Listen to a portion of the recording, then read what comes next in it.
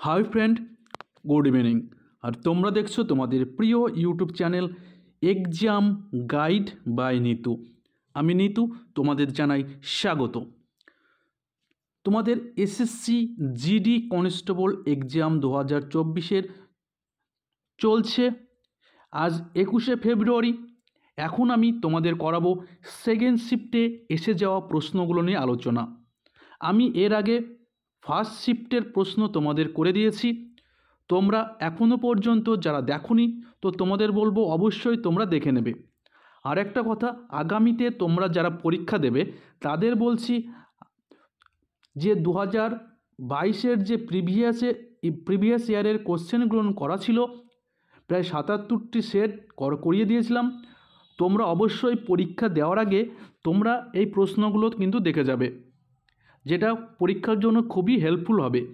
কারণ ওখান থেকে কিন্তু প্রচুর প্রশ্ন রিপিটেড হচ্ছে, তো অবশ্যই তোমরা দেখে যাবে। তো বন্ধুরা, চলো শুরু করা যাক প্রশ্নগুলো। ফিফা ফুটবল বিশ্বকাপ 2022 কোন দেশে অনুষ্ঠিত হয়েছিল?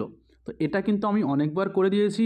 তো ফিফা ফুটবল বিশ্বকাপ কিন্তু 2022-এ কাতারে অনুষ্ঠিত হয়েছিল। আর সেখানে চ্যাম্পিয়ন হয়েছে কারা? আর্জেন্টিনা। এই নিয়ে কিন্তু তারা তৃতীয়বারের জন্য চ্যাম্পিয়ন হলো। আর রানার্স আপ হলো ফ্রান্স। টুর্নামেন্টে সবচেয়ে বেশি গোল করেছিলেন ফ্রান্সের কিলিয়ান এমবাপে, তিনি 8টি গোল করেছিলেন। টুর্নামেন্টের সেরা খেলোয়াড় হয়েছেন আর্জেন্টিনার লিওনেল মেসি।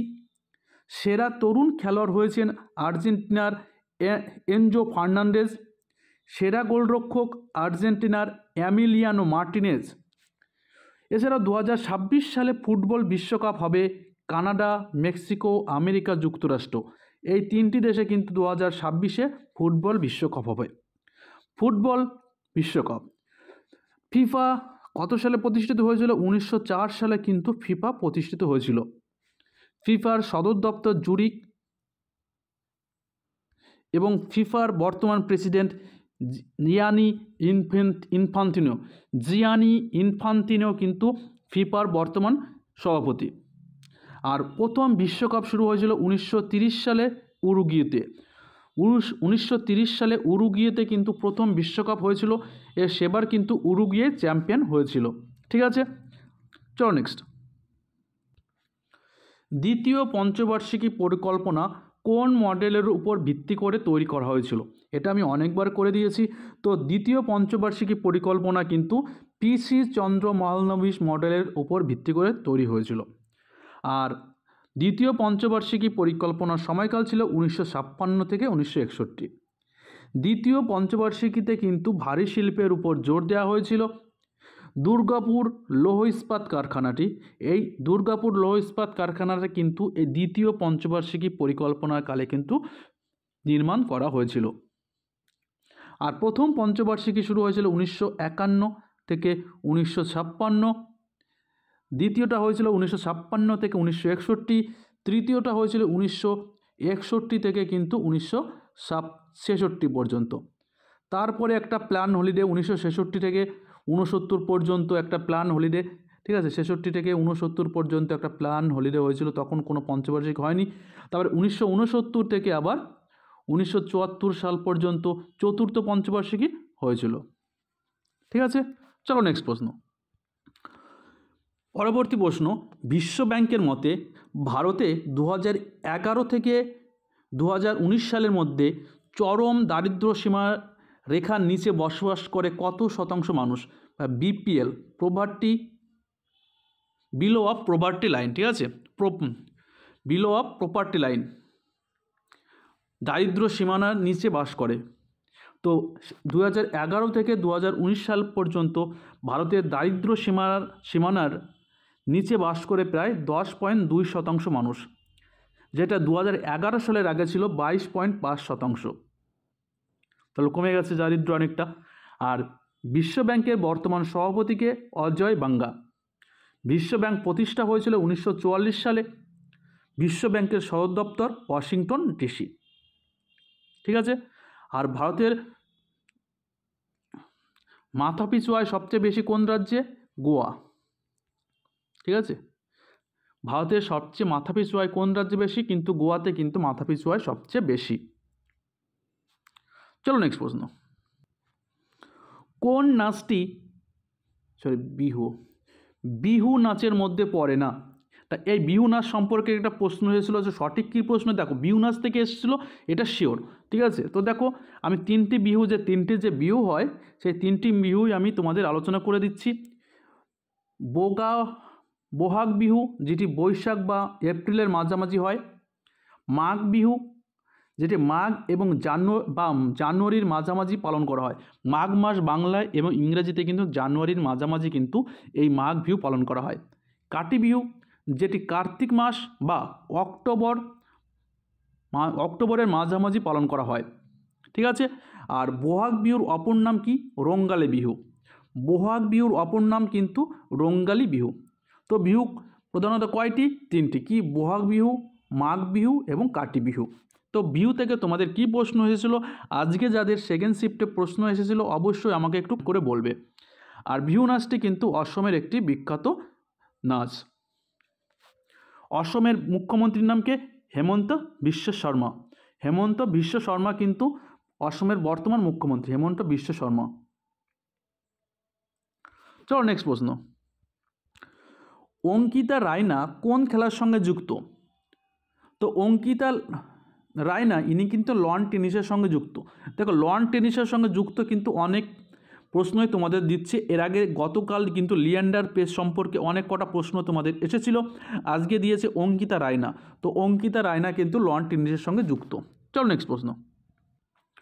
মৌলিক অধিকার কখন স্থগিত করা যায়? তো জাতীয় জরুরি অবস্থার সময় কিন্তু মৌলিক অধিকার রদ করা যেতে পারে। ঠিক আছে, জাতীয় জরুরি অবস্থার সময় কিন্তু মৌলিক অধিকারগুলি স্থগিত করা যেতে পারে, কিন্তু ধারা 21 এবং ধারা 20 এবং ধারা 21 এই অধিকারটি কিন্তু কখনোই স্থগিত করা যায় না। ঠিক আছে, 20 এবং 21 এই মৌলিক অধিকারটি কিন্তু কখনোই স্থগিত করা যায় না। ভারতীয় সংবিধানে অনুচ্ছেদ 12 থেকে 35 এবং ভাগ 3-এ কিন্তু মৌলিক অধিকারের কথা বলা রয়েছে। মূল সংবিধানে 7টি মৌলিক অধিকার ছিল, কিন্তু বর্তমানে কিন্তু 6টি মৌলিক অধিকার রয়েছে। কারণ 1978 সালে 44তম সংবিধান সংশোধনের মাধ্যমে 31 নম্বর অনুচ্ছেদে সম্পত্তির অধিকার কিন্তু মৌলিক অধিকার থেকে বাদ দেওয়া হয়েছে। সেই জন্য বর্তমানে কিন্তু 6টি মৌলিক অধিকার রয়েছে। সেই 6টি মৌলিক অধিকার কি কি? সাম্যের অধিকার, যেটি 14 থেকে 18 নম্বর অনুচ্ছেদে। স্বাধীনতার অধিকার 19 থেকে 22 নম্বর অনুচ্ছেদে। শোষণের বিরুদ্ধে অধিকার 23 থেকে 24 নম্বর অনুচ্ছেদ। ধর্মীয় স্বাধীনতার অধিকার অনুচ্ছেদ 25 থেকে 28 নম্বর অনুচ্ছেদে। সাংস্কৃতিক ও শিক্ষা বিষয়ক অধিকার 29 এবং 30 নম্বর অনুচ্ছেদ। সংবিধান প্রতিবিধানের অধিকার, যেটি 32 থেকে 35 নম্বরে অনুচ্ছেদে বলা রয়েছে। ঠিক আছে, চলো নেক্সট প্রশ্ন। একটা প্রশ্ন এসেছিল বেরিয়াম হাইড্রোক্সাইড। বেরিয়াম হাইড্রোক্সাইডের সংকেত কি? তো বেরিয়াম হাইড্রোক্সাইডের সংকেত BaOH2। BaOH2। চলো নেক্সট। ভামা কালাপাম কোন শাস্ত্রীয় নৃত্যের অন্যরূপ? তো ভামা কালাপাম কিন্তু কুচিপুড়ির একটি অন্যরূপ, কিন্তু ভামা কালাপাম কুচিপুড়ি একটি শাস্ত্রীয় নৃত্য, যেটি ভারতের অন্ধ্রপ্রদেশে কিন্তু পরিবেশন করা হয়। পরবর্তী প্রশ্ন দেখো, মেক ইন ইন্ডিয়া কোন বছর থেকে শুরু হয়েছিল? তো মেক ইন ইন্ডিয়া 2024 সালের 25শে সেপ্টেম্বর শুরু করেছিলেন। প্রধানমন্ত্রী নরেন্দ্র মোদী কিন্তু এই মেক ইন ইন্ডিয়া প্রোগ্রাম শুরু করেছিলেন। মেক ইন ইন্ডিয়াটি ভারত সরকারের অধীনে বাণিজ্য ও শিল্প মন্ত্রণালয়ের অধীনে কিন্তু রয়েছে। বাণিজ্য ও শিল্প মন্ত্রণালয়ের অধীনে কিন্তু এই মেক ইন ইন্ডিয়া রয়েছে। চলো নেক্সট। রাজ্যসভায় সর্বাধিক সদস্য কতজন থাকতে পারে? তো রাজ্যসভায় কিন্তু সর্বাধিক 250 জন সদস্য থাকতে পারে। তার মধ্যে 238 জন নির্বাচিত এবং 12 জন রাষ্ট্রপতি দ্বারা কিন্তু মনোনীত। কিন্তু বর্তমানে ভারতে কিন্তু 233 জন নির্বাচিত এবং 12 জন রাষ্ট্রপতি নির্বাচিত সদস্য রয়েছেন। তো টোটাল কিন্তু 245 জন সদস্য কিন্তু বর্তমানে রয়েছে। রাজ্যসভা একটি স্থায়ী কক্ষ। এই রাজ্যসভা কিন্তু কখনোই ভাঙা যায় না। রাজ্যসভার একজন সদস্যকে ন্যূনতম 30 বছর বয়স হতে হবে। রাজ্যসভার সভাপতিত্ব করেন কে? উপরাষ্ট্রপতি। রাজ্যসভার সভাপতিত্ব করে থাকেন উপরাষ্ট্রপতি। উপরাষ্ট্রপতি হওয়ার জন্য ন্যূনতম বয়স হতে হয় 35 বছর। ভারতের বর্তমানে উপরাষ্ট্রপতিকে জগদীপ ধনখড়। ভারতের বর্তমান উপরাষ্ট্রপতি জগদীপ ধনখড়। চলো নেক্সট প্রশ্ন। নিম্নলিখিত কোন ব্যক্তিকে 2023 সালে পদ্মবিভূষণ সম্মানে সম্মানিত করা হয়েছিল? দেখো, আমি 2024-এর কিন্তু যে পদ্ম সম্মানটা সেটার কিন্তু একটা ভিডিও তোমাদের করে দিয়েছি। তো 2023 সালে দিয়েছিল কিন্তু 2022-এর জন্য, ঠিক আছে। 2024-এরও কিন্তু পদ্ম পুরস্কার আমি তোমাদের করে দিয়েছি। তোমরা যারা এখন পর্যন্ত দেখোনি অবশ্যই দেখে নেবে। তো 2023 সালে যে সমস্ত ব্যক্তিগণ পদ্মবিভূষণ সম্মানে সম্মানিত হয়েছিলেন তারা হলেন বালকৃষ্ণ যোশী, জাকির হোসেন, MS কৃষ্ণ, দিলীপ মহালনবিশ, শ্রীনিবাস বরাধন ও শ্রী মোলায়ম সিং যাদব। তো এই 6 জন ব্যক্তিকে কিন্তু 2023 সালে পদ্মবিভূষণ সম্মানে সম্মানিত করা হয়েছিল। চলো নেক্সট। ভগবান শ্রীকৃষ্ণ সম্পর্কিত নৃত্য কোনটি? তো দেখো, ভগবান শ্রীকৃষ্ণ নৃত্য কিন্তু মণিপুরি নাচে কিন্তু ভগবান শ্রীকৃষ্ণ সম্পর্কিত রয়েছে। মণিপুরি নাচটাকে কিন্তু ভগবান শ্রীকৃষ্ণ লীলা কিন্তু এখানে দেখানো হয়েছে। তো মণিপুরি এবং ওড়িশি যেটাই তোমাদের অপশন থাকবে কিন্তু সেটাই কিন্তু সঠিক উত্তর হয়ে যাবে। পরবর্তী প্রশ্ন, মহারাজা রঞ্জিত সিং গোল্ড কাপ কোন খেলার সঙ্গে যুক্ত? তো মহারাজা রঞ্জিত সিং গোল্ড কাপ কিন্তু হকি খেলার সঙ্গে যুক্ত। তো রঞ্জি ট্রফি কিন্তু ক্রিকেট খেলার সঙ্গে যুক্ত, কিন্তু বলেছে রঞ্জিত সিং গোল্ড কাপ, তো অবশ্যই হকি খেলার সঙ্গে যুক্ত। চলো নেক্সট। মৌর্য সাম্রাজ্যের রাজধানীর নাম কি? তো মৌর্য সাম্রাজ্য তার রাজধানী ছিল পাটলিপুত্র। আর মৌর্য সাম্রাজ্যের সর্বশ্রেষ্ঠ সম্রাট ছিলেন অশোক।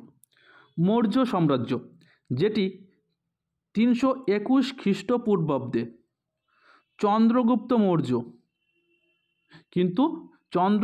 মৌর্য কিন্তু এই 321 খ্রিস্টপূর্বাব্দে মৌর্য সাম্রাজ্য প্রতিষ্ঠা করেছিলেন।